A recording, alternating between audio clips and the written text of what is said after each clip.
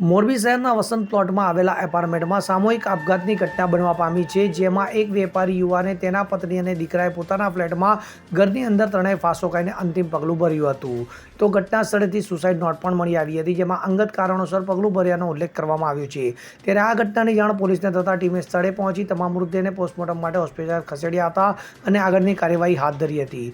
તો મળી આવતી જાણકારી અનુસાર શહેરના વસંત પ્લોટ વિસ્તારની અંદર આવેલ રોયલ એપાર્ટમેન્ટમાં ચોથા માળે રહેતા 56 વર્ષીય હરેશભાઈ દેવચંદભાઈ કાનાબાર, 53 વર્ષીય તેમના પત્ની વર્ષાબેન હરેશભાઈ કાનાબાર અને 21 વર્ષીય દીકરા હર્ષ હરેશભાઈ કાનાબારે પોતાના જ ઘરની અંદર છતમાં લગાવેલા હુક સાથે ચૂંદડી બાંધીને ગળે ફાંસો ખાઈને આપઘાત કરી લીધો હતો. ત્યારે આ બનાવ અંગેની મૃતક વર્ષાબેનના બહેનને જાણ થતાં તેમણે મૃતક હરેશભાઈના ભાઈ પંકજભાઈને આ બનાવની જાણ કરી હતી. ત્યારબાદ મોરબી સિટી એ ડિવિઝન પોલીસ સ્ટેશન ખાતે આપઘાતના આ બનાવની જાણ કરી હતી, જેથી કરીને આ અંગેની જાણ મોરબી એ ડિવિઝન પોલીસને કરવામાં આવતા એસપી સહિતના અધિકારીઓ સ્થળ ઉપર દોડી આવ્યા હતા અને મૃતક યુવાન અને તેના પત્ની અને તેના દીકરાના મૃતદેહને પીએમ માટે મોરબીની સિવિલ હોસ્પિટલ ખાતે ખસેડવામાં આવ્યા હતા. જોકે ઘરમાંથી એક સુસાઇડ નોટ પણ પોલીસ દ્વારા કબજે કરવામાં આવી હતી, જેમાં મૃતક યુવાન દ્વારા જીવનથી કંટાળી ગયેલ હોય અને આ પગલું ભરવા પાછળ કોઈનો દોષ નથી અને કોઈએ રડવું નહીં તેવો ઉલ્લેખ કરાયો હતો, જેથી પોલીસે આ સુસાઇડ નોટ કબજે કરીને આગળની તપાસ હાથ ધરી છે.